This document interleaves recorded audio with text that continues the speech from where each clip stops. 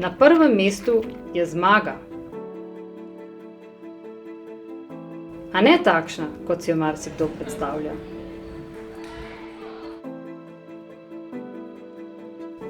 Zame je zmaga svoboda, ki jo doživim skozi gibanje svojega telesa.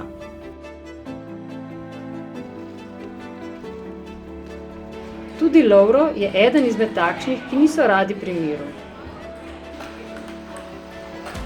Gibanje mu pomeni svobodo in skozi igro hitro širi svoje zmožnosti. Ne glede na igralčeve sposobnosti, pri namiznem tenisu zmeraj spodbujamo spoštovanje načela fair play. Pravično igro v športu prenašamo v pravično igro v življenju.